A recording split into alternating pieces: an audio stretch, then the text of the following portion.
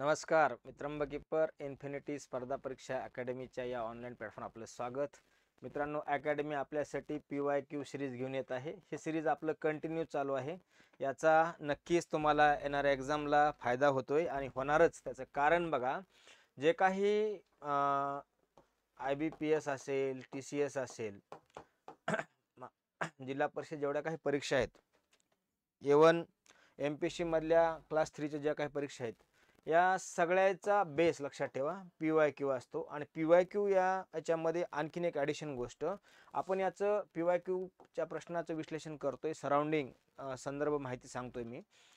आणखीन एक गोष्ट लक्षात ठेवा, काही क्वेश्चन वारंवार रिपीट होते. एक शब्द पाठ करा, वारंवार, कारण का हे रिपीट होत आहेत. बरोबर आहे, म्हणजे परत परत तेच क्वेश्चन आहेत. तुम्हाला असं वाटेल की हे काय, म्हाडाची परीक्षा असेल, ITIची असेल, जेवढ्या काही एक्झाम झाल्या, A1 फॉरेस्टची पण सध्या परीक्षा झाल्या, त्याचं पण डिस्कशन घेईल मी. याच्यामध्ये प्रश्न तेच आहेत, कारण का इतिहास बदलत नाही, लक्षात ठेवा. त्याच्यामुळे प्रश्न काय, थोडं आलटून पालटून तेच क्वेश्चन आहेत. या क्वेश्चनची आपल्याला अकॅडमीच्या माध्यमातून जे विश्लेषण मिळते, याची आपल्याला हॅमरिंग होते आहे की परत परत ते क्वेश्चन ऐकायला, पाहायला आणि संदर्भ ग्रंथाची माहिती मिळते. थोडं कंटाळावानी करू नका, ह्याचं तुम्ही कंटिन्यू व्हिडिओ बघत चला. आम्हाला आपला फीडबॅक कळवा, कमेंट करा, लाईक करा आणि चॅनल सबस्क्राईब करा. चला, आपण आजचं जे लेक्चर आहे हे PYQचं कंटिन्यू सिरीज करूया. प्रश्न आहे, हैदराबाद राज्याचा संस्थापक म्हणून खालीलपैकी कोणाला ओळखलं जातं? Specific founder of Hyderabad Nawab. Hyderabad संस्थान हे कितव्या शतकातलं आहे? याचं उत्तर लक्षात ठेवा, 18व्या शतकातलं आहे. हा पहिला सूर डोक्यामध्ये ठेवा, 18व्या शतकातलं. आता खाली पर्याय 4 आहेत आपल्या समोर, सालाबत जंग, असफ जहा, मीर उस्मान अली, नासिर जंग. हे दोन पर्याय कटतात. आपल्या समोर दोनच ऑप्शन आहेत. जर तुम्हाला ऑपरेशन पोलो माहित असेल, सरदार वल्लभभाई पटेल, लक्षात ठेवा, हैदराबाद संस्थानाचं विलिनीकरण जर आपल्याला 17 सप्टेंबर हा दिवस आठवत असेल, आपण 15 ऑगस्ट, 26 जानेवारीला, 17 सप्टेंबरला जेव्हा आपण हे दिवस साजरे करतो, तेव्हा आपल्या कानावर एकतरी गोष्ट पडली असते, लोह पुरुष, पोलादी पुरुष सरदार वल्लभभाई पटेल आणि संस्थानाचं विलिनीकरण. ही जेव्हा संकल्पना आपण वाचतो, ऐकतो, त्यावेळेस एक गोष्ट लक्षात येते. काय बघा, हैदराबाद संस्थानाचं विलिनीकरण भारतामध्ये केव्हा झालं? हे झालं 1948 ला, ऑपरेशन पोलो. काय ऑपरेशन पोलो? त्यावेळेचा नवाब कोण होता? मीर उस्मान अली होता. 17 सप्टेंबर, लक्षात ठेवा ही तारीख, ही गोष्ट. आता पर्याय आपल्या समोर काय उरतो? असफ जहा. उत्तर काय? असफ जहा. मित्रांनो, निजाम उल मुल्क असफ जहा. निजाम उल मुल्क त्यांचं नाव चिनकिलीज खान पण होतं. एकदा MPSC न लक्षात ठेवा हा प्रश्न विचारला होता. यांची ही असफ जहा ही काय होती? तर पदवी होती. काय होती? पदवी होती, टायटल होता, लक्षात ठेवा. त्यांचं नाव निजाम. हा प्रश्न आपल्याला येऊ शकतो. उल मुल्क असफ जहा म्हणायचे. दुसरं नाव चिनकिलीज खान.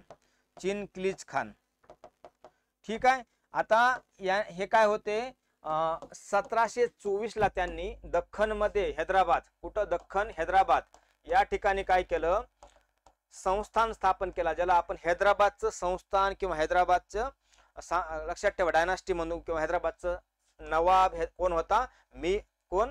निजाम उल मुल्क असफ जहा. ठीक आहे, आपल्या प्रश्नाचं उत्तर मिळालं. या PYQचा आपला फायदा काय झाला? शेवटचा नवाब कोणता? हैदराबाद संस्थान भारतात केव्हा विलीन झालं?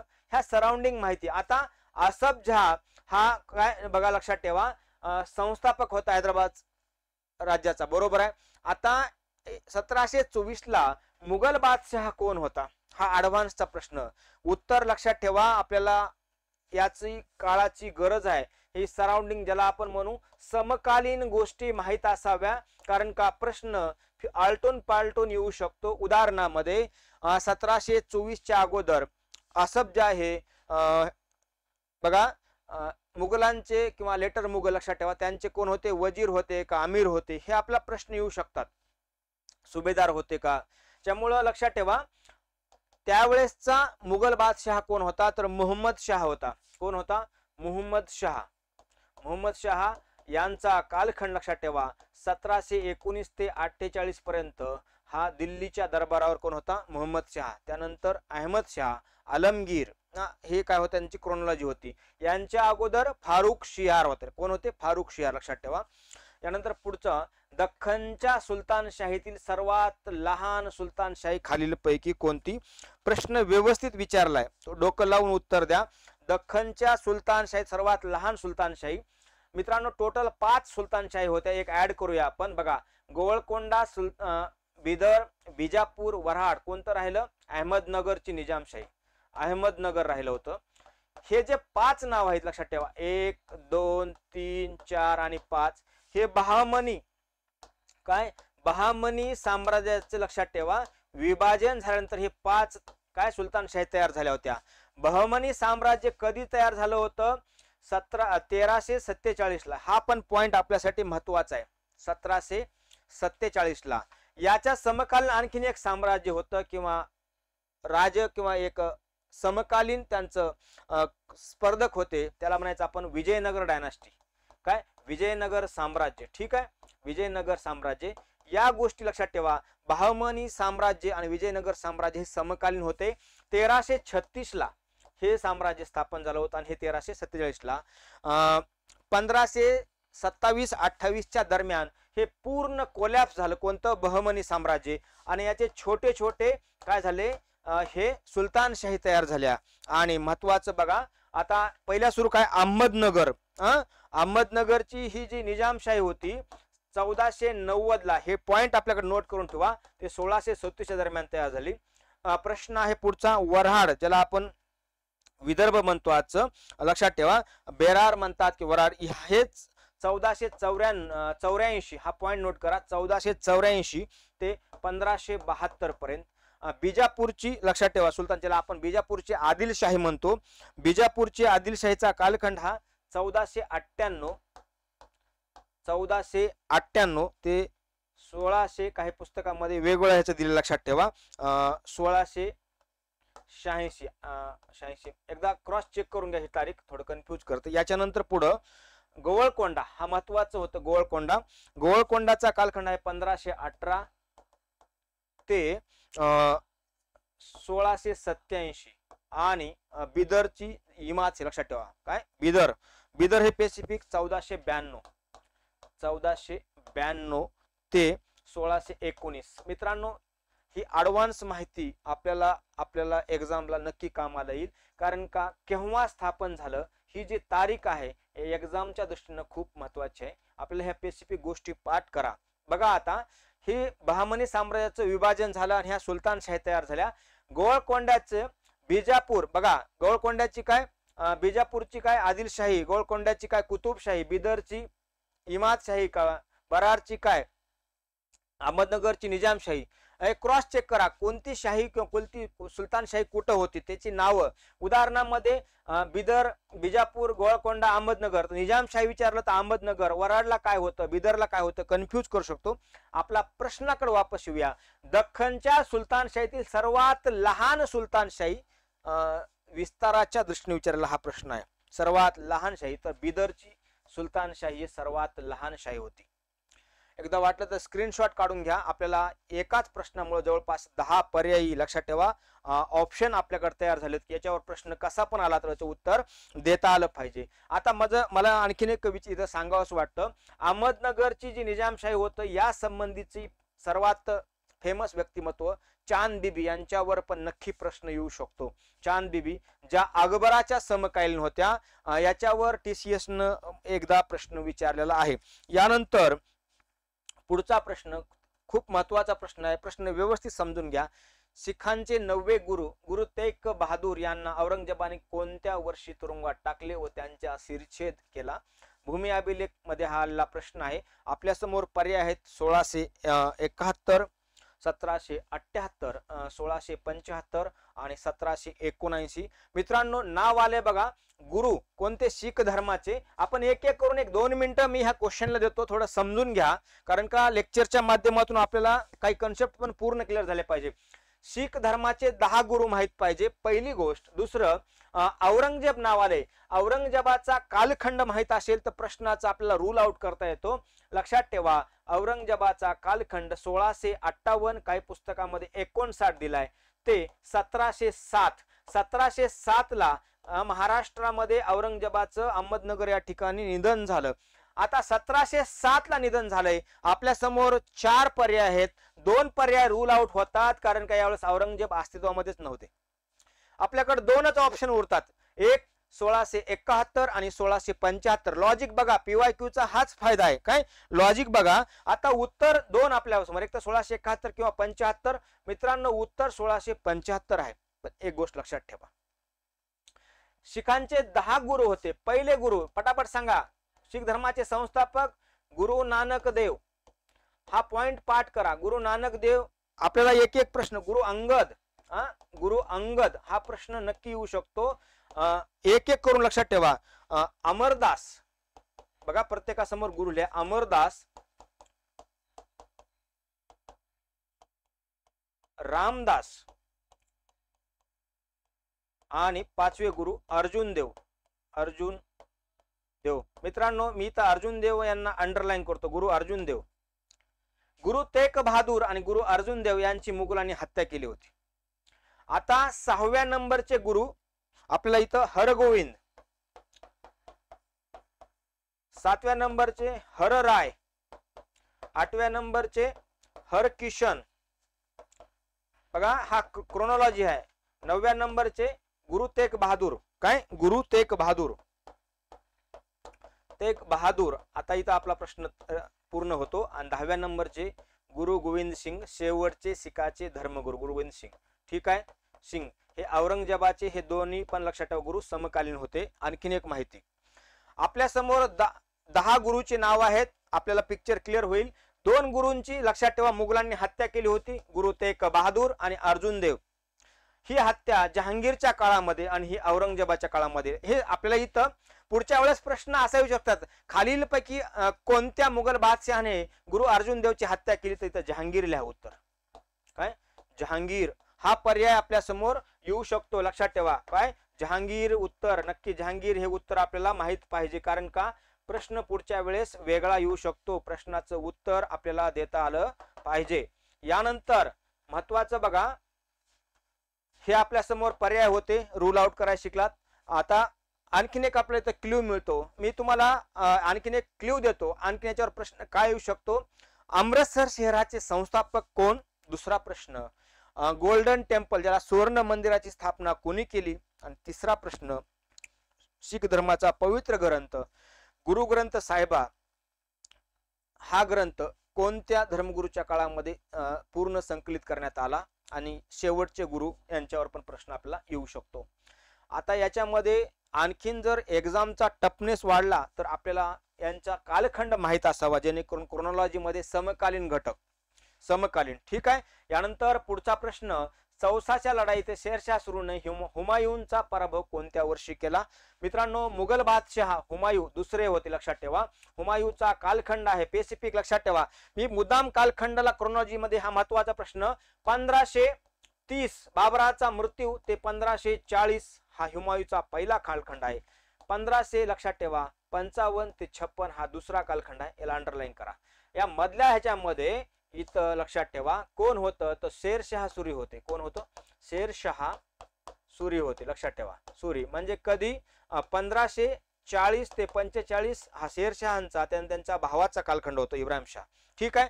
आपल्याला ही गोष्ट क्लिअर व्हावी, जेणेकरून आपला जो मेन मोटो आहे काय बघा, आपले कन्सेप्ट क्लिअर व्हाव्या. तर असं मला वाटतं की आपल्याला हे पूर्ण समजायला लागले.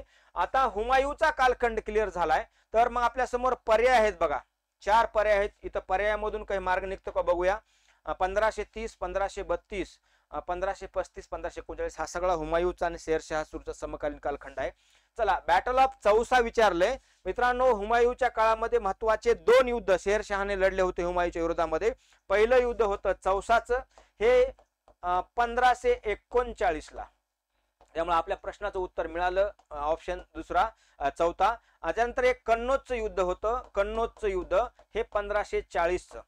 हा गोष्ट आपल्याला अंडरलाईन करून ठेवा. आज चौसाचं युद्ध विचारलंय, उद्या कन्नौजचं युद्ध विचारू शकतात. त्यामुळे हा पॉइंट आपल्यासाठी महत्वाचा आहे, कन्नौजचं युद्ध. यानंतर 1540 ला हुमायूंला काय केलं बघा, लक्षात ठेवा. सत्ता शेरशाह सुरीने काबीज केली आणि अफगाण सत्ता स्थापन झाली. यानंतर हुमायूला काय झालं, मेन स्ट्रीम पासून बाजूला जावं लागलं. यानंतर अकबराचा जन्म होतो आणि नंतर 1555 ला वापस हुमायूं सत्ता काबीज करतात. पुढचा प्रश्न, खालीलपैकी कोणता किल्ला शिवाजी महाराजांनी स्थापन केलेल्या स्वराज्याची पहिली राजधानी होती, जी 26 वर्ष राजधानी होती? किती? 26 वर्ष. प्रतापगड, रायगड, राजगड? उत्तर आहे राजगड. काय उत्तर आहे? राजगड ही राजधानी शिवाजी महाराजांची पहिली राजधानी होती. पुढचा प्रश्न, शहाजहानच्या बघा खालीलपैकी कोणत्या मुलाने 50हून अधिक उपनिषदाचा फारसी भाषेमध्ये भाषांतर केलेला आहे? उपनिषद बघा, वेद, वेदाचे 4 प्रकार कोणते? ऋग्वेद, यजुर्वेद, सामवेद, अथर्ववेद, ब्राह्मण, आरण्यक आणि उपनिषद हा क्रम आहे. या उपनिषदाचे एकूण किती? 108 उपनिषद आहेत का? मला कमेंट मध्ये सांगा उपनिषद किती. त्यापैकी पुन्हा 50हून अधिक म्हणजे 52 उपनिषदाचं भाषांतर फारसी भाषेमध्ये शहाजहानचा कोणत्या मुलाने? मित्रांनो, दारा शिको, औरंगजेब, मुराद बक्ष, शाह सुजा. आता हा सुजा, मुराद लक्षात ठेवा, यांचं क्रम थोडं समजून घ्या. हे दिल्लीमध्ये होते. औरंगजेब हा दख्खन, मुराद बक्ष आणि सुजा. मुराद बक्ष हा गुजरातला होता. कुठं? गुजरातला. आणि सुजा हा बंगालला होता. लक्षात ठेवा. हे शहाजहानची 4 मुलं होती. आपल्याला इथं प्रश्न विचारता कोण कुठला सुभेदार किंवा राज्यपाल होता, उपराज्यपाल होता. प्रश्न कसा जरी आला तरी याचं उत्तर देता आलं पाहिजे. शहाजहानच्या खालीलपैकी कोणत्या मुलांनी 50हून अधिक, 50हून अधिक नाही, डायरेक्ट उत्तर लिहून टाका, 52 उपनिषदांचा उपनिषद भाषांतर फारसी भाषेमध्ये केलं? याचं उत्तर आहे दारा शिको. काय उत्तर आहे? दारा शिको. आणि आपल्यासाठी ऍडिशन माहिती, शहाजहाननी जेव्हा त्यांची तब्येत साथ देत नव्हती तेव्हा आपला उत्तराधिकारी म्हणून दारा शिकोची नियुक्ती केली होती.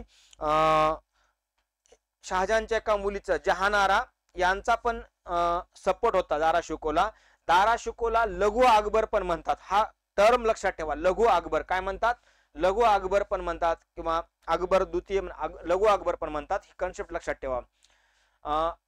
दारा शिको हा अकबरांचा जो धर्मनिरपेक्ष किंवा धर्म जे सहिष्णुतेचा भाव होता, जे त्यांचा व्यवहार होता, त्याचं अनुकरण करत होते.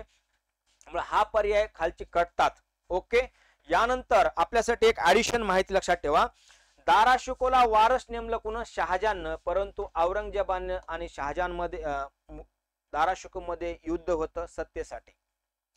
आणि एक लढाई फेमस आहे सामूगडचं युद्ध 1658 ला. ही तारीख पाठ करा. ऍडिशन माहिती, बॅटल ऑफ सामूगड. काय?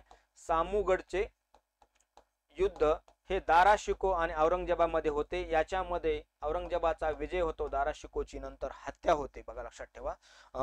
आणि औरंगजेब सत्तेवर बसतात. एक शब्द आणखीन सांगतो, ऍडिशन माहिती. दारा शिकोर आणखीन एक तुम्हाला प्रश्न नक्की येणार. त्यांनी जे 52 उपनिषदाचं फारसी मध्ये भाषांतर केलं ते कोणत्या नावाने केलं? लक्षात ठेवा. हे शब्द पाठ करा. सिरे ए अकबर या नावाने 52 उपनिषदाचं त्यांनी फारसी भाषेमध्ये भाषांतर केलं होतं. याच्यापेक्षा दुसरा प्रश्न येणारच नाही, कारण का हा सिरे अकबर जर तुम्हाला पाठ असेल तर लक्षात ठेवा आपल्यासाठी खूप म्हणजे पूर्णतः आपली याच्यामध्ये कमांड आली असं समजूया. कारण का हा महत्वाचं म्हणजे सिरे अकबर या नावाने त्यांनी काय केलं होतं? फारसी भाषेत 52 उपनिषदाचं भाषांतर केलं होतं. अकबरने हेमूचा पानिपतच्या युद्धात टिंबटिंब या वर्षीमध्ये पराभव केला. महाडाचा प्रश्न आहे, पानिपतच्या युद्धामध्ये केव्हा पराभव केला? पर्याय आहेत आपल्याला 1556, 1539, 1526, 1530. मित्रांनो, वारंवार आपल्या वाचनात येते 1530 ला बाबरांचं निधन. काय? बाबराचे निधन. ह्याच्यामुळे हा पर्याय कटला, बाबरांचे निधन. दुसरा आपल्या समोर पर्याय राहतो 1526 पहिलं पानिपतचं युद्ध. त्याच्यामुळं ही पण गोष्ट लक्षात राहू द्या. पहिलं पानिपतचं युद्ध 1526. कधी? 1526 ला. त्याच्यामुळे हा पण पर्याय कटला. 2 ऑप्शन आहेत आपल्या समोर 1556 आणि 1539. तर आताच मी बॅटल ऑफ चौसा सांगितले, हा पण पर्याय कटतो. येतो 1556. 1556 ला मुघल बादशाह औरंगजेब लक्षात ठेवा आणि हेमू यांच्यामध्ये पानिपतचं दुसरं युद्ध झालं. त्याला नाव द्या पानिपतचे दुसरे युद्ध. काय पानिपतचे दुसरे युद्ध. ही कन्सेप्ट आपल्यासाठी क्लिअर झालेली आहे. त्यामुळे पर्याय कसे रूल आउट करायचे आणि कुठल्या वाचनाचा कुठं आपल्याला कुठल्या नॉलेजचा फायदा होईल सांगता येत नसतं. पुढं खालीलपैकी कोणती राजवट, बघा लक्षात ठेवा, खालीलपैकी कोणती राजवट निजामशाही राजवट म्हणून ओळखली जाते. आपल्या समोर पर्याय आहेत. मी आत्ताच बोललो होतो, पहिलाच क्वेश्चन आय थिंक मी घेतला होता आजच्या लेक्चरमध्ये. वराडची सुलतानशाही, विजापूरची सुलतानशाही, अहमदनगरची सुलतानशाही, गोवळकोंड्याची सुलतानशाही.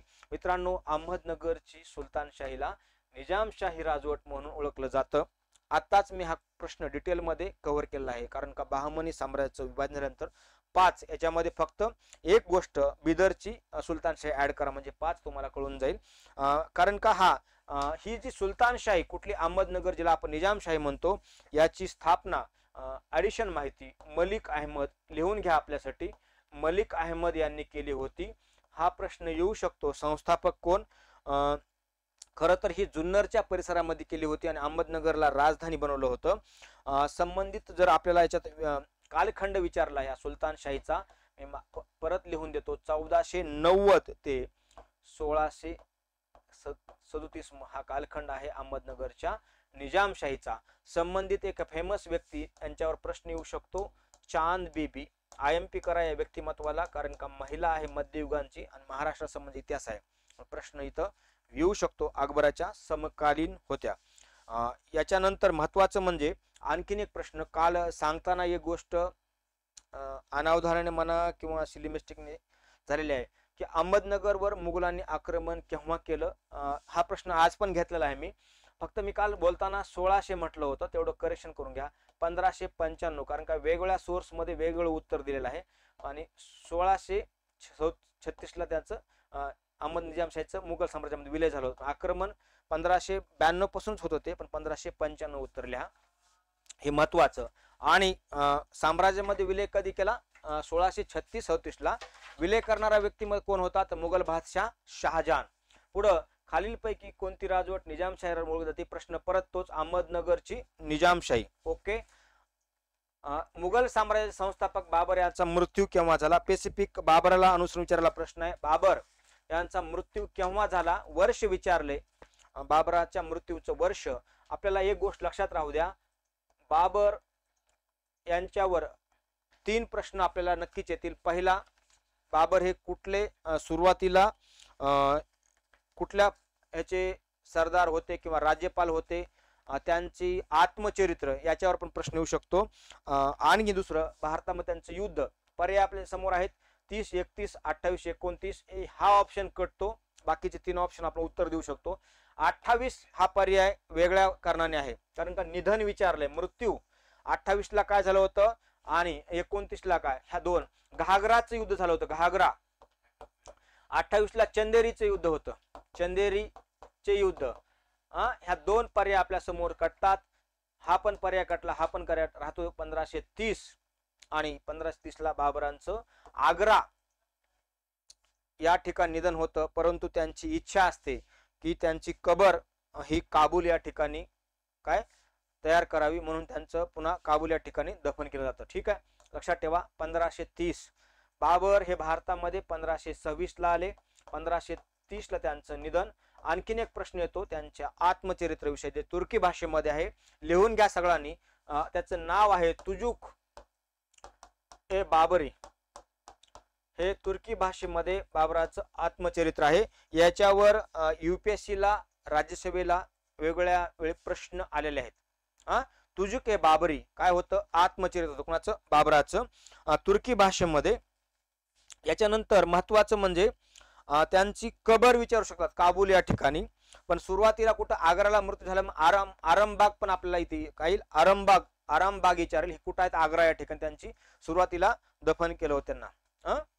यानंतर पुढचा प्रश्न, शिवाजी महाराजांच्या राज्याभिषेक निमित्ताने सोन्याचे नाणे काढले होते, त्याचं नाव काय किंवा त्यांना काय म्हणतात? ऑप्शन आहेत मुद्रा, शिवराई, पाना आणि होन.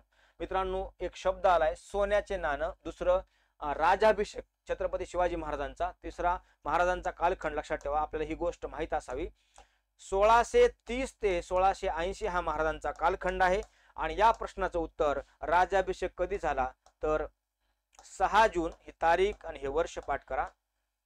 1674. आपल्याला ऍडिशन माहिती मिळाली बघा. महाराजांचा कालखंड मिळाला आणि महाराजांचा राज्याभिषेक मिळाला. याच्यामध्ये आउटपुट काय होतं? एक तर अष्टप्रधान मंडळाची स्थापना. अष्टप्रधान हे पॉइंट पाठ करत चला. आयोग इथं प्रश्न विचारेल. आणि दुसरं सोन्याचं नाणं. पर्याय आपल्या समोर 4. शिवराई हे लक्षात ठेवा, हे तांब्याचं होतं त्यामुळे हा पर्याय कटला. मुद्रा, पाना आणि होन, तर उत्तर आहे होन. थोडा किलो मिळू शकतो जर लॉजिक लावला तर. तुम्हाला जर पुरंदरचा तह माहित असेल, पुरंदरच्या तहामध्ये 1665 ला महाराजांनी 23 किल्ले आणि 4 लाख होनाचा प्रदेश, हा आपण वारंवार वाक्य ऐकलाय. ठीक आहे. मिर्झा राजा जयसिंग सोबत झाला होता. याच्यानंतर शिवराय काय होतं? तांब्याचं नाणं होतं. पुढं शहा टिंबटिंब हा शहाजहानच्या खालीपैकी कोणत्या मुलाने 50हून अधिक उपनिषद फारसी भाषेत? प्रश्न रिपीट होतोय. दारा शिको याचं उत्तर आहे. परत मागच्या प्रश्नाला व्हिडिओला पॉज करून तर बघा. दारा शिको यांच्याविषयी डिटेलमध्ये माहिती सांगितली आहे. लक्षात ठेवा. काय सिरे अकबर या नावाने त्यांनी 52 उपनिषदाचा फारसी भाषेमध्ये भाषांतर केलं होतं. यांना लघु अकबर पण असे म्हणतात. पुढं कसबा गणपती स्थापना कुणी केली? मित्रांनो प्रश्न खूप इंटरेस्टिंग विचारलाय. कसबा गणपतीची स्थापना कुणी केली? आपल्या समोर पर्याय आहेत. शिवाजी महाराज, जिजाऊ मासाहेब, संभाजी महाराज, महाराणी येशूबाई. उत्तर आहे लक्षात ठेवा जिजाऊ मासाहेब. काय उत्तर आहे? जिजाऊ मासाहेब. 1639 ची घटना आहे. यावेळेस कसबा गणपतीचं लक्षात ठेवा मंदिराचं बांधकाम जिजाऊ मासाहेब यांनी केलं होतं आणि गणपतीची स्थापना केली होती. आता आपल्याला कन्फ्यूज वाटेल, गणपती उत्सव मित्रांनो विचारा नाही. गणपती उत्सव म्हटलं की 1893 लोकमान्य बाळ गंगाधर टिळक गणपती कसबा गणपतीची स्थापना विचारली. लक्षात ठेवा मूर्तीची स्थापना. म्हणजे कन्फ्यूज होऊ नका. आपल्याला म्हणजे कसा प्रश्न आपल्या कानावर नवीन वाटेल हा प्रश्न, परंतु मासाहेबांनी लक्षात ठेवा जेव्हा पुण्या या ठिकाणी राहायला आल्या त्यावेळेस या कसबा गणपतीची स्थापना केली होती. पुढचा प्रश्न. टिंबटिंब या मराठा राज्यकर्त्याच्या कारकिर्दीत सिंधुदुर्ग किल्ला बांधला. पर्याय आहेत शिवाजी महाराज, दुसरे बाजीराव पेशवे, शहाजी भोसले, संभाजी महाराज. याचं उत्तर छत्रपती शिवाजी महाराज. किल्ल्याचं नाव आहे सिंधुदुर्ग. मित्रांनो लक्षात ठेवा 3 प्रकारचे किल्ले, भुईकोट, गड किल्ले आणि समुद्र किल्ले लक्षात ठेवा. त्यामुळे हा किल्ला समुद्रामध्ये टिंबटिंब पुन्हा छत्रपती शिवाजी महाराजांनी बांधला गेला. सुरुवात 1664 ला झाली होती. कोणतं? सिंधुदुर्ग किल्ल्याची. आणि याचे इंजिनियर ज्याला आपण स्थापत्य विशारद म्हणतो हिराजी किंवा हिरोजी इंदोलकर होते. कोण होते? हिरोजी इंदोलकर. इंदोलकर 1664 ला सुरुवात झाली किल्ल्याची आणि नंतर बघा लक्षात ठेवा हा किल्ला बांधला गेला. सागरी किल्ला आहे आपल्यासाठी माहिती राहू द्या. कोणता? सागरी किल्ला. दख्खनच्या सुलतानशाहीतील सर्वात लहान सुलतानशाही खालीलपैकी कोणती? प्रश्न रिपीट झालाय. याचं उत्तर आहे बिदर. काय उत्तर आहे? बिदरची सुलतानशाही. पुढं इसवी सनाच्या कोणत्या शतकात छत्रपती शिवाजी महाराजांनी महाराष्ट्रात स्वतंत्र राज्य स्थापन केलं? मित्रांनो तुम्हाला याचं उत्तर स्ट्रेट फॉरवर्ड देता येतं. फक्त तुम्हाला महाराजांचा कालखंड माहित असावा. महाराजांचा जन्म 1630 आणि मृत्यू 1680. लक्षात ठेवा 1600 ते 1699 या कालखंडाला 17वे शतक असे म्हणतात. काय? 17वे शतक. त्याच्यामुळे उत्तर काय? 17वे शतक. ठीक आहे. क्लिअर झालं तुम्हाला? काही गोष्टी आपल्याला लॉजिक बेसिसवर पण काढता येतात. पुढं संभाजी महाराजांनंतर कोण मराठा साम्राज्य छत्रपती झालं? प्रश्न छान विचारलाय. मराठा साम्राज्याची क्रोनॉलॉजी क्रम कोणत्या राजाचा? छत्रपती शिवाजी महाराज पहिले, त्यानंतर दुसरे कोण, तिसरे कोण? आपल्या समोर पर्याय आहेत धनाजी, संताजी, विठोजी, राजाराम. उत्तर आहे राजाराम महाराज. थोडं क्रम लक्षात समजून घ्या. छत्रपती संभाजी महाराजांचा कालखंड हा 1680 ते 89 आणि राजाराम महाराजांचा कालखंड हा 1689 ते 1700. ही गोष्ट आपल्याला समजून घ्या. म्हणजे अगोदर कोण होते? छत्रपती शिवाजी महाराज. छत्रपती शिवाजी महाराजांचा कालखंड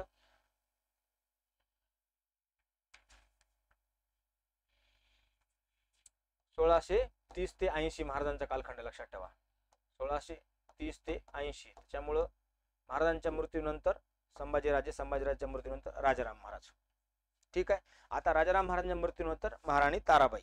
त्याच्यानंतर छत्रपती शाहू 2 गाद्या होतात. ठीक आहे. यानंतर पुढचा प्रश्न, बेगमपुरी मस्जिद कोणाच्या कारकिर्दीत बांधली गेली? प्रश्न रिपीट झालेला आहे, मागच मी लेक्चर मध्ये कव्हर केला होता. मोहम्मद बिन तुगलक यांच्या काळामध्ये बेगमपुरी मस्जिद बांधली. मित्रांनो आणखीन ऍडिशन माहिती, जहापना नगराची स्थापना केली होती. जहापना नगराची स्थापना कोणी केली होती? मोहम्मद बिन तुगलक. आणि त्या ठिकाणीच बेगमपुरी मस्जिद दिल्लीच्या जवळ आहे हे ठिकाण बांधली होती. मोहम्मद बिन तुगलकावर एक प्रश्न येऊ शकतो, महाराष्ट्र संबंधित त्यांचं कार्य आहे. दिल्लीहून राजधानी देवगिरीला म्हणजे दौलताबादला त्यांनी शिफ्ट केली होती, यांच्यावर प्रश्न येऊ शकतो. यानंतर पुढचा महत्वाचा प्रश्न, निजाम उल मुल्क आसफ जहा खालीलपैकी या मुघल सम्राटाच्या दरबारात सर्वात शक्तिशाली सदस्य होता. प्रश्न असा आहे, हा जो हैदराबादचा निजाम आपण ज्याला चिनकिलीज खान किंवा आसफ जहा म्हणतो, हे कोणाच्या दरबारामध्ये म्हणजे कोणत्या मुघल सम्राट दरबारामध्ये सर्वात शक्तिशाली सदस्यापैकी एक होते?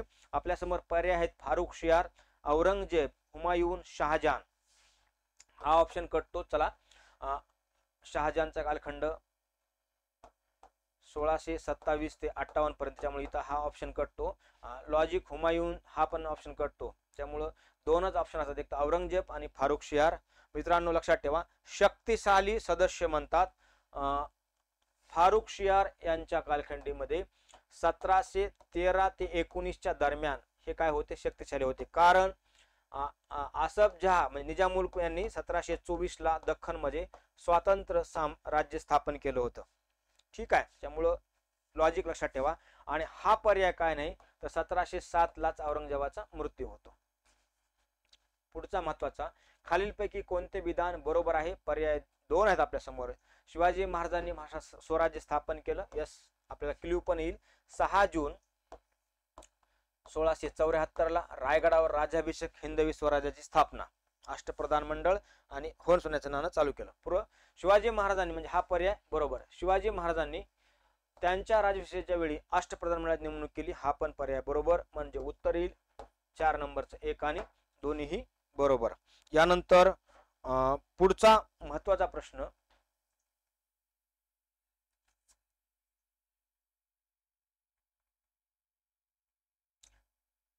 मुघलांनी निजामशाहीच्या राज्याची राजधानी असलेल्या अहमदनगरवर टिंबटिंबमध्ये आक्रमण केले. काल जे one of the silly mistake झाली होती, आज रिकव्हरी करूया त्याची.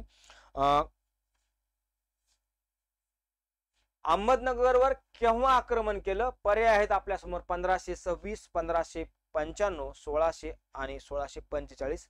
मी बोलताना म्हटलं होतं काल 1600.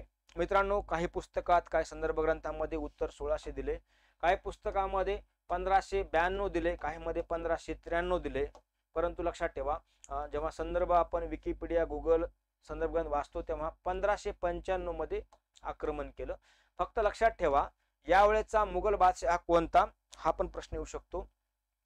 दुसरा, केव्हा साम्राज्यामध्ये विलय केला, हा जर प्रश्न आला तर अहमदनगरचा साम्राज्यामध्ये विलय 1636-37 ला केला. काही पुस्तकात 37 दिले. आणि यावेळेचा मुघल बादशाह शहाजहान, यावेळेचा मुघल बादशाह सम्राट अकबर. ठीक आहे, त्यामुळे ही गोष्ट आपल्यासाठी स्पेसिफिक माहिती राहू द्या. खालीलपैकी कोणी अकबरनामा लिहिला होता? बघा, अबुल फजल बैरम तोंडरमल फैजी. मित्रांनो अबुल फजल तोंडरमल फैजी, अकबरनामा. अकबरनामाला दुसरं नाव, त्याचे भाग आहेत 1, 2 आणि 3. 1, 2, 3 हा प्रश्न आपल्याला लय वेळा विचारू शकतो, लक्षात ठेवा. कारण का अकबरनामा हा ग्रंथ अबुल फजल यांनी लिहिलाय. हा अबुल फजल कोण होता? अकबराच्या दरबारामध्ये जे नवरत्न होते, उदाहरणामध्ये राजा तोडरमल असेल, तानसिंग असतील, मानसिंग असतील, बिरबल, अबुल फजल, फैजी, मुल्लादो प्याजा. लक्षात ठेवा, असे जे नवरत्न होते त्यापैकी एक होता अबुल फजल. अबुल फजल यांनी अकबरनामा हा ग्रंथ लिहिला. याच्यामध्ये 3 लक्षात ठेवा महत्वाचे भाग आहेत. पहिला याच्यामध्ये उल्लेख तैमूर पासून हुमायूं पर्यंत, म्हणजे तैमूर त्यांचा मूळ ते हुमायून पर्यंतचा माहिती आहे. यानंतर इथं हुमायून पासून 1602 पर्यंतची माहिती आहे. आणि तिसऱ्या याच्यामध्ये ज्याला आयने अकबरी म्हणतात, प्रशासनासंबंधी माहिती आहे. काय याला काय म्हणतात? प्रशासनासंबंधी बेसिक माहिती, प्रशासन.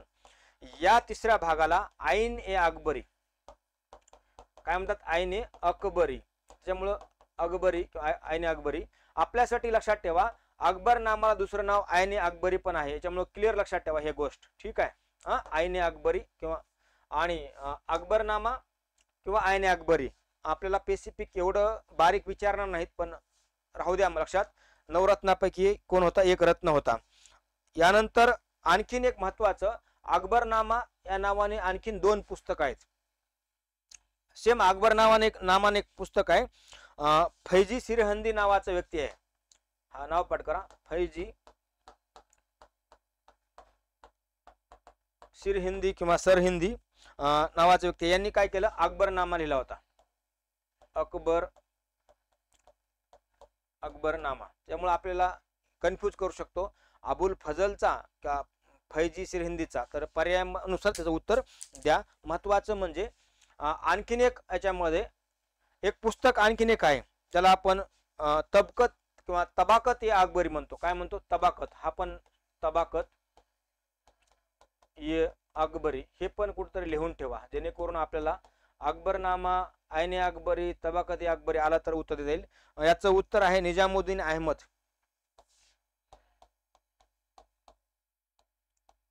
निजामुद्दीन अहमद यांनी हे पुस्तक लिहिलं होतं. स्पेसिफिक ह्या गोष्टी क्लिअर करून घ्या.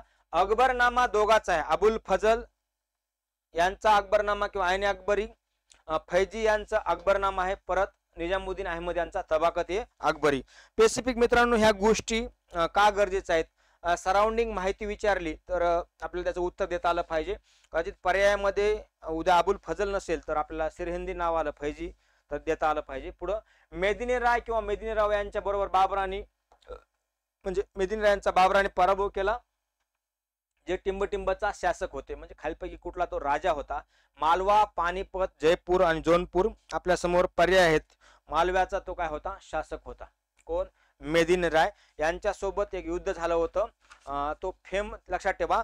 1528 ला, ज्याला चंदेरीचे युद्ध म्हणतात, बाबर आणि मेदिनी राय मध्ये. युद्धाचं नाव काय, 1528 लिहून घ्या, परीक्षा लिहू शकतो. चंदेरीचे युद्ध. काय, चंदेरीचे युद्ध. चंदेरीचे युद्ध. या युद्धामध्ये बाबराचा विजय झाला होता. यानंतर पुढचा महत्वाचा, मुघल साम्राज्य संस्था बाबरांचा मृत्यू केव्हा झाला. पर्याय आहे 30, 31, 8 म्हणजे 1530, 1531, 1528 आणि 29. उत्तर आहे 1530. मी बेसिक माहिती सांगितली. आग्रा या ठिकाणी त्यांचा मृत्यू झाला. इथं आरामबाग या ठिकाणी त्यांची कबर आहे, परंतु त्यांची इच्छा असल्यामुळे काबूलला पुन्हा त्यांना दफन करण्यात आलं बाबरांना. आणखीन प्रशासनात सक्रिय भूमिका बजावणारे नूरजहां, टिंबटिंबची पत्नी होती. नूरजहां मित्रांनो, नूरजहां आपल्या समोर ऑप्शन आहे जहांगीर, शहाजहान, औरंगजेब आणि बहादूर शाह. जहांगीरची पत्नी होती. बघा 1605 ते 27 पर्यंत, 26-27 पर्यंत जो कालखंड होता, 1606-5 कुणाचा होता, जहांगीरचा कालखंड होता. आणि नूरजहांचा पहिला विवाह झाला होता ह्या 1611 ते 27 दरम्यान जहांगीरच्या पत्नी होत्या. याच्या अगोदर 1594-95 ते 1607 पर्यंत त्यांचा विवाह अगोदर झालेला होता. लक्षात ठेवा, काय झाला होता, त्यांचा विवाह अगोदर झालेला होता. म्हणजे 1554 त्यांचा विवाह झाला होता, परंतु त्यांनी नंतर काय केलं, त्यांच्या पतीला सोडून दिलं आणि 1611 ला जहांगीर सोबत विवाह केला होता. याच्यानंतर पुढचं महत्वाचं, बाबर कोणत्या वर्षी फरगना, लक्षात ठेवा फरगना करायला, फरगनाच्या गादीवर बसला. बाबरांचं फरगण्यावर केव्हा शासन त्याचं होतं हा प्रश्न विचारलाय. 1494, 1490, 1501, 1510 आपल्याकडे ऑप्शन आहेत. फरगना स्पेसिफिक समजून घेऊया. बाबर हे 1494 ला फरगण्याच्या गादीवर बसले, ते लक्षात ठेवा. पुन्हा यानंतर 1504 ला काबूल येथे त्यांची सत्ता होती. ही 1504 पासून स्पेसिफिक लक्षात ठेवा 1526 पर्यंत होती. कधी, 4 पासून 26 पर्यंत. आणि यानंतर 1526 ला भारतावर आक्रमण आणि भारतामध्ये मुघल सत्तेची स्थापना आणि 1530 पर्यंत त्यांचं भारतामध्ये बादशाह म्हणून, मुघल बादशाह म्हणून कार्य केलं होतं. पुढचा आणखीन एक महत्वाचा प्रश्न आहे, IMP करा. मिर्झा राजा जयसिंग यांची मुघल सम्राट टिंबटिंब यांनी दख्खनचा व्हाईसराय म्हणून नियुक्ती केली. आता इथं आपल्याला मिर्झा राजा जयसिंग यांचा समकालीन मुघल बादशाह कोण हा माहित पाहिजे. ऑप्शन शहाजहान, औरंगजेब, अकबर आणि बाबर. बाबरांचा 1530 ला मृत्यू, हा पर्याय कटतो, हा पण पर्याय कटतो. दोनच आपल्या समोर ऑप्शन आहेत, एक शहाजहान आणि औरंगजेब. मित्रांनो, मिर्झा राजा जयसिंग यांचा कालखंड 1611 ते 67 आहे. आणि आपल्यासाठी एक महत्वाची घटना म्हणजे पुरंदरचा तह छत्रपती शिवाजी महाराजांसोबत तह कधी केला होता, 1665 ला. त्याच्यामुळे आपल्या समोर हा लक्षात ठेवा, क्ल्यू मिळतो. शहाजहान पण काही काळासाठी लक्षात ठेवा आपल्याला ऑप्शन मधून रूल आउट करता येतो. हे तर दोन क्लिअर कट रूल आउट करता येतात, अकबर आणि बाबर दोनच राहतात, एक तर शहाजहान किंवा औरंगजेब. तर उत्तर आहे औरंगजेब. ठीक आहे, कारण का 1611 ते 67 आणि पुरंदरचा तह आपल्या डोळ्यासमोर राहू द्या, त्यामुळे आपल्याला कुठेतरी क्ल्यू मिळतो या प्रश्नामधून. पुढचा प्रश्न, खालीलपैकी कोणता किल्ला शिवाजी महाराज स्थापन केले स्वराज्याची पहिली राजधानी? प्रश्न रिपीट होतोय, राजगड, त्यानंतर रायगड ही राजधानी होती. ठीक आहे, आपलं उत्तर काय, राजगड. ठीक आहे, याच्यानंतर महत्वाचा पुढचा, टिंबटिंब या मराठा राज्यकर्त्याच्या कारकिर्दीत सिंदूर किल्ला बांधला. प्रश्न रिपीट झालाय, छत्रपती शिवाजी महाराजांच्या कारकिर्दीमध्ये वास्तुविशारद हिरोजी इंदोलकर, लक्षात ठेवा, हा समुद्र सागरी किल्ला आहे. कोणता किल्ला होता? सागरी किल्ला. बाबर कोणत्या वर्षी फरगण्याच्या गादीवर बसला? प्रश्नाची चर्चा केली आपण, 1494 ला फरगण्याच्या गादीवर बाबर बसले होते. ठीक आहे, त्याच्यामुळं यानंतर पुढं, छत्रपती शिवाजी महाराजांनी गागा भट या विद्वान पंडिताकडून कोणत्या वर्षी रायगडावर आपला राज्याभिषेक केला? वर्ष विचारले, लक्षात ठेवा, 6 जून 1674 ला. कुणाच्या हस्ते केला? गागा भट. चला, 1674 गागा भट. मित्रांनो, आपल्याला प्रश्न रूल आउट करायला पण आले पाहिजेत, ह्या घटना आहेत प्रत्येक. 1659 ला अफजल खानाचा, लक्षात ठेवा, वध रायगडा, लक्षात ठेवा, प्रतापगडाच्या पायथ्याशी. ह्या गोष्टी, अफजल खानाचा वध, मित्रांनो बोलताना काही अनधान शब्द एखादा जर सिली मिस्टेक असेल तर दुरुस्त करून घ्या. 1659 तारीखच पाठ करा, हा इथं आपला प्रश्न येऊ शकतो. त्यामुळे एक तरी क्ल्यू मिळतो. बाकीच्या ह्याच्यामधून आपल्याला ऑप्शन रूल आउट करता आलं नाही तर एक तरी क्ल्यू मिळतो की यावेळेस ही घटना होती, म्हणून याचं उत्तर येतं 1674. याच्यानंतर पुढे महत्वाचा प्रश्न, नवजी माळी किंवा नवाजी माळी हे टिंबटिंब यांचे शिष्य होते. ऑप्शन संत नामदेव, संत तुकाराम, संत ज्ञानेश्वर, संत एकनाथ. मित्रांनो, हा उत्तर वारकरी संप्रदाय संबंधीचा प्रश्न आहे. संत तुकारामाचे ते काय होते? शिष्य होते. एक लक्षात ठेवा, बहिणाबाई पाटक, गावान शेठ वाणी, संताजी जगनाडे आणि शिवबा कासार, महादजी पंत कुलकर्णी हे पण संत तुकारामांचे काय होते? शिष्य होते. यानंतर निजाम उल मुल्क आसफ जहा हा खालीलपैकी टिंबटिंब या मुघल साम्राज्य दरबारातील सर्वात सदस्य होता. प्रश्न रिपीट झालाय, फारुख शियार 1713 ते 19 या कालखंडामध्ये शक्तिशाली सदस्य होता. चला, त्यानंतर पुढचा प्रश्न, खालीलपैकी कोणते विधान बरोबर आहे? शिवाजी महाराजांनी स्वराज्य स्थापन केलं महाराष्ट्रात. पहिला पर्याय बरोबर. शिवाजी महाराजांनी त्यांच्या राजवंशावेळी अष्टप्रधान स्थापना. दोन्ही उत्तर बरोबर आहेत, ऑप्शन 4. पुढं, आसाईच्या लढाईत वेलिंग्टनच्या तत्कालीन भावी ड्यूक आर्थर ऑफ वेल्लेस्ली यांच्या विरुद्ध खालीलपैकी कोण युद्ध केलं? युद्ध विचारले. आसाईच्या लढाईत ही 1802 ची घटना आहे, लक्षात ठेवा. या लढाईत 2-3 ची घटना आहे. याचं उत्तर आहे बायजाबाई. काय उत्तर आहे? बायजाबाई यांनी काय केलं होतं? या ह्याच्यामध्ये महत्वाची भूमिका पार पाडली होती आसाईच्या लढाईमध्ये. कोण पाडली होती? बायजाबाई यांनी. मित्रांनो, आता आपल्याला बेसिक लक्षात ठेवा, या बायजाबाई, लक्षात ठेवा, असं पण लिहा, बायजाबाई या दौलतराव शिंदे यांच्या तिसऱ्या पत्नी होत्या. कोणाच्या? दौलतराव शिंदे यांच्या त्या काय होत्या? तिसऱ्या पत्नी होत्या. आणि यांनी हे जे आसाई ठिकाण आहे हे महाराष्ट्रातील आजच्या जालना जिल्ह्यामधलं आहे. कुठलं? जालना जिल्ह्यामध्ये. 1802, लक्षात ठेवा, याच्यात थोडं करेक्शन करून घ्या. 1803 ला हे युद्ध झालं होतं. कोणतं? आसाईची लढाई. याच्यामध्ये 23 सप्टेंबर 1803 ला जालना या ठिकाणी, आसाई खेडा या ठिकाणी युद्ध झालं. याच्यामध्ये वेलेस्ली म्हणजे ब्रिटिशांचा विजय झाला होता. काय झाला होता? याच्यामध्ये ब्रिटिशांचा विजय झाला होता. महत्वाचा पुढचा प्रश्न, कर वसुली करण्यासाठी शेतकऱ्यावर अत्याचार करून दहशतीचं राज्य निर्माण करणारा महसूल ठेकेदार खालीलपैकी कोणत्या ठिकाणी कार्यरत होता? बॉम्बे, गुजरात, बंगाल आणि दिल्ली. तर उत्तर आहे बंगाल. बघा शब्द आहे, कर वसूल करण्यासाठी शेतकऱ्यावर अत्याचार करणारा, दहशत राज्य निर्माण करणारा ठेकेदार म्हणजे लक्षात ठेवा जमीनदार ज्याला आपण म्हणतो. कॉन्ट्रॅक्टर कुठं होते? नाव आहे देबी सिंग. काय नाव आहे? देबी सिंग. हे कोण्या ठिकाणचे होते? बंगाल. पुढं खालीलपैकी कोणती घटना सर्वात आधी घडली? अलीवर्दी खानानंतर सिराज उद्दौला बंगालचा नवाब बनला. यस, बंगालचा नवाब बनले 1756 ला. कधी बनले? 1756 ला. वांडिवास येथे सर आयर कूट यांच्याकडून फ्रेंचांचा पराभव झाला.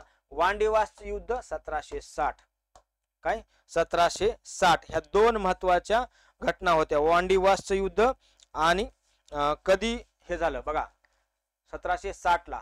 याच्यामध्ये काय झालं? फ्रेंचांचा पराभव. कुणामध्ये झालं? ब्रिटिश आणि फ्रेंचामध्ये हे युद्ध झालं होतं. मित्रांनो इथं आपल्याला पर्याय इथं डीटीपी करायचे राहून गेले आहेत, त्यामुळे दोन्हीही उत्तर बरोबर आहेत. हे पण बरोबर, हे पण बरोबर. त्यामुळे थोडं आपल्यासाठी हे करेक्शन करून घ्या. ठीक आहे. पुढचा प्रश्न, हिंदू विधवा पुनर्विवाह कायदा 1856 ला टिंबटिंबच्या काळात मंजूर करण्यात आला.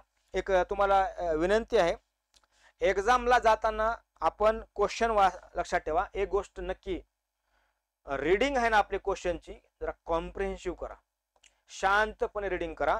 प्रश्न विचारला, विधवा पुनर्विवाह कायदा 1856 ला टिंबटिंब यांच्या काळात मंजूर करण्यात आला. मंजूर विचारले मित्रांनो, 56 हा वर्ष विचारले. 1856. ऑप्शन आपल्याकडे दोन येतात. त्याचं कारण, डलहौसी हे 1848 ते 56 पर्यंत गव्हर्नर जनरल ऑफ इंडिया होते आणि विलियम बेंटिंक हे 1856 ते 58 पर्यंत गव्हर्नर जनरल ऑफ इंडिया होते. बघा लक्षात ठेवा. यानंतर ते 58 ते 60 व्हाईसराय होते. बरोबर आहे.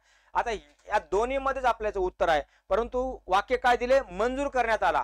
तयार करण्यात आला जर उत्तर असतं तर डलहौसी. मंजूर कोणाच्या काळात आला? विलियम बेंटिंकच्या काळात. त्याच्यामुळे क्वेश्चन थोडं शांतपणे समजून घ्या. माउंट बॅटनचा काळच येऊ शकत नाही. त्याचं कारण 1947-48 ची घटना, त्यामुळे हा पर्याय रूल आउट करून टाका. Lord Canning. उत्तर काय येईल? Lord Canning. मी काय विलियम बेंटिंक बोललो का? माफ करा. लॉर्ड कॅनिंग याचं उत्तर आहे. विलियम बेंटिंक हे 1828 ते 33 म्हणजे सतीच्या कायद्या संबंधित आहेत. कोण? Lord William Bentinck. त्याच्यामुळं हा कालखंड वेगळा. हा फक्त इथं क्लू दिलाय आपल्याला 1856. फक्त कन्फ्यूज दोन ठिकाणी करतं, एक डलहौसी आणि दुसरं कॅनिंग. डलहौसीच्या काळात तयार करण्यात आला आणि कॅनिंगच्या काळात मंजूर करण्यात आला. मंजूर. त्याच्यामुळं मंजूर करण्यात आला. कुणाच्या काळामध्ये? कॅनिंगच्या. 1856 ते 58 च्या दरम्यान ते काय होते? भारताचे गव्हर्नर होते शेवटचे, आणि नंतर 58 ते 60 हे काय होते? व्हाईसराय होते. त्यामुळे स्पेसिफिक ही गोष्ट समजून घ्या. यानंतर पुढचा प्रश्न रिपीट होते. आसाईच्या लढाईत बायजाबाई. उत्तर काय? वेलिंग्टन. प्रश्न रिपीट नको. 1803 ची घटना आहे. जालना या ठिकाणी लढाई घडली होती. याच्यात ब्रिटिशांचा विजय झाला होता. पुढं, कोणत्या वर्षी ईस्ट इंडिया कंपनीने इंग्लंडच्या शासक राणी एलिझाबेथ कडून एक सनद मिळवून तिला पूर्वीकडे, लक्षात ठेवा, चालण्याचा एकमेव अधिकार मिळाला, म्हणजे पूर्वीकडे व्यापाराचा अधिकार मिळाला. क्लिअर मित्रांनो, ईस्ट इंडिया कंपनीला पूर्वेकडे म्हणजे भारतामध्ये व्यापाराची परवानगी केव्हा देण्यात आली? वर्ष विचारले. तारीख बी लिहून घ्या. 31 डिसेंबर 1600 ला ईस्ट इंडिया कंपनीला पूर्वेकडे म्हणजे भारतामध्ये व्यापार करण्याची परवानगी देण्यात आली. ही परवानगी सुरुवातीला 15 वर्षासाठी होती. यानंतर 1609 मध्ये याच्यामध्ये करेक्शन करण्यात आलं. राणीच्या नंतर दुसरा जो राजा आला त्यांनी, आणि अमर्याद काळासाठी देण्यात आली. ठीक आहे. त्यामुळे उत्तर 1600. ही तारीख पाठ करा. इथं आणखीन एक तुम्हाला क्लू मिळतो. युरोपियन कंपन्यांचा भारतात आगमनाचा क्रम विचारू शकतात. ही ईस्ट इंडिया कंपनी एक व्यापारी कंपनी होती. केव्हा सत्ताधीश बनली याच्यावर पण प्रश्न येऊ शकतो. पुढचा प्रश्न, एशियाटिक सोसायटी ऑफ बंगालची स्थापना कोणत्या वर्षी करण्यात आली? एशियाटिक सोसायटी ऑफ बेंगॉलची स्थापना पर्याय आहेत आपल्या समोर. 1804, 1784, 1823, 1796. उत्तर आहे 1784. एशियाटिक सोसायटी ऑफ बेंगॉल ची स्थापना. तारीख लिहा 15 जानेवारी. ठिकाण लिहा कलकत्ता. संबंधित व्यक्ती एशियाटिक सोसायटी ऑफ बंगालची स्थापना विलियम जोन्स नावासहित पाठ करा, लिहून घ्या. प्रश्न महत्वाचा आहे. विलियम जोन्स नावाच्या व्यक्तीनं एशियाटिक सोसायटी ऑफ बेंगॉलची स्थापना केली. का केली जर प्रश्न आला तर आपलं उत्तर तयार असावं. पीवायक्यूचा हाच फायदा. केव्हा केली आला उत्तर, तारीख एक्स्ट्रा माहिती. कुणी केली, विलियम जोन्सने केली. ठिकाण हाच पीवायक्यूचा फायदा असतो मित्रांनो, कलकत्ता. IMP करा, हे लेक्चर वारंवार पहा, चॅनलला सबस्क्राईब करा, लाईक करा, कमेंट करा, आम्हाला आपला तुमचा फीडबॅक कळवा.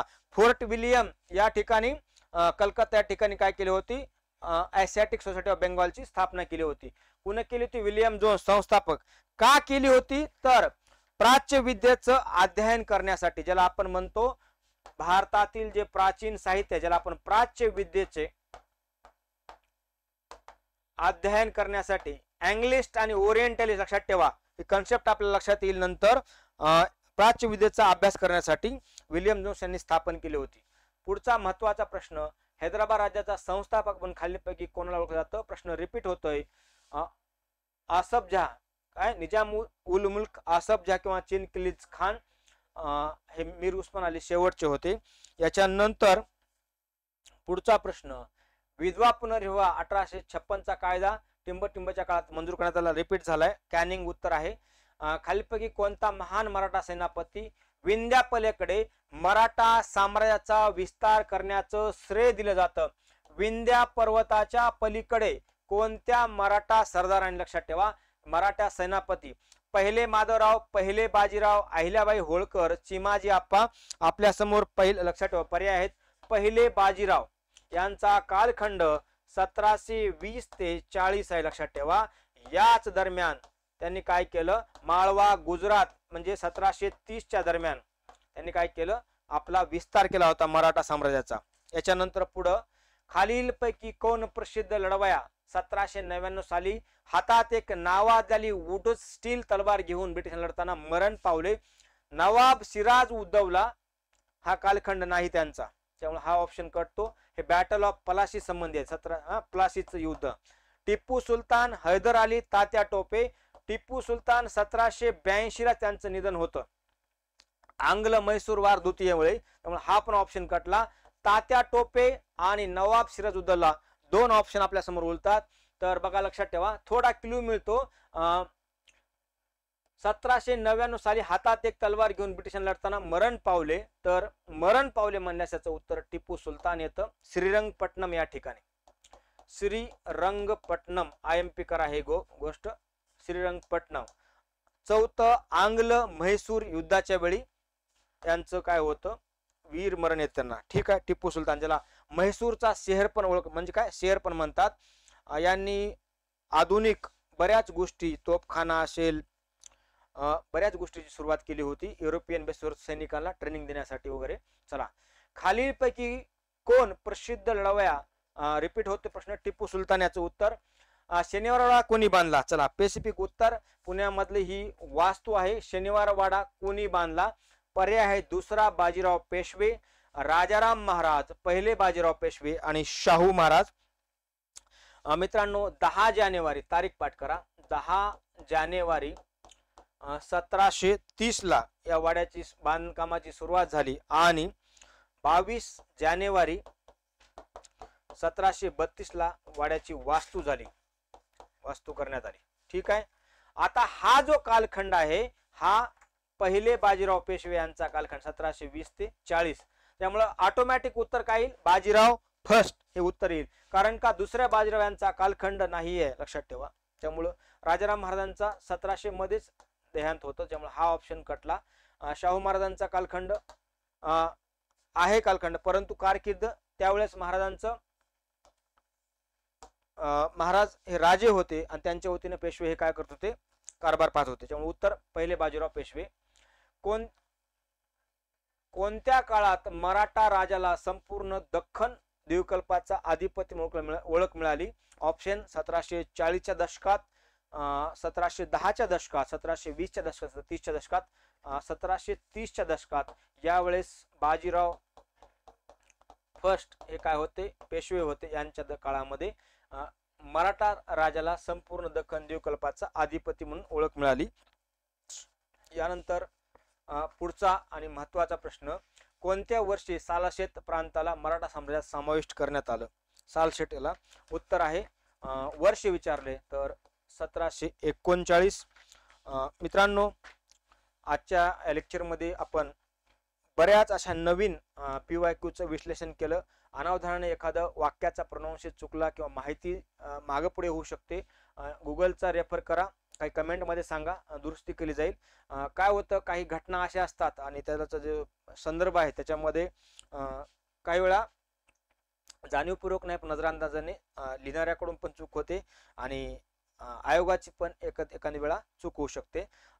चला, हे सिरीज आपलं कंटिन्यू चालू राहील. एक आपल्यासाठी विशेष गोष्ट म्हणजे अकॅडमीनं PYQ सिरीज बरोबरच आता नवीन एक सिरीज घेऊन येतोय आपण, इम्पॉर्टंट एक्झाम ओरिएंटेड टॉपिक. कालच महात्मा गांधीजी यांच्याविषयीचं हा टॉपिक कव्हर करण्यात आलाय. कमी वेळामध्ये एक्झाम दृष्टीने माहिती. त्याचप्रमाणे आता 1857चा उठाव आणि महाराष्ट्र, तसंच ब्राह्मो समाज, प्रार्थना समाज, थिओसॉफिकल सोसायटी, मानव धर्म सभा, आर्य समाज यांच्यावर पण छोटे छोटे लेक्चर आपल्याला आमच्या इन्फिनिटी स्पर्धा परीक्षा अकॅडमी या यूट्यूब चॅनलला तसंच टेलिग्राम चॅनलला आपल्याला याची माहिती मिळेल. चला, बेल आयकॉनचं बटन दाबा, आमचं चॅनल जॉईन करा आणि लक्षात ठेवा यूट्यूबचं चॅनल सबस्क्राईब करा, कारण का आपल्याला असेच छोटे मोठे व्हिडिओ नवीन ह्या टॉपिकवर मिळतील, जेणेकरून उदाहरणामध्ये हैदराबादचं संस्थान एक 15 मिनिटांमध्ये, पेशवाई 20 मिनिटांमध्ये, शॉर्टमध्ये एक्झामचं जेवढं गरजेचं आहे तेवढं आपल्याला कव्हर केलं जाईल. चला, भेटूया पुन्हा. धन्यवाद.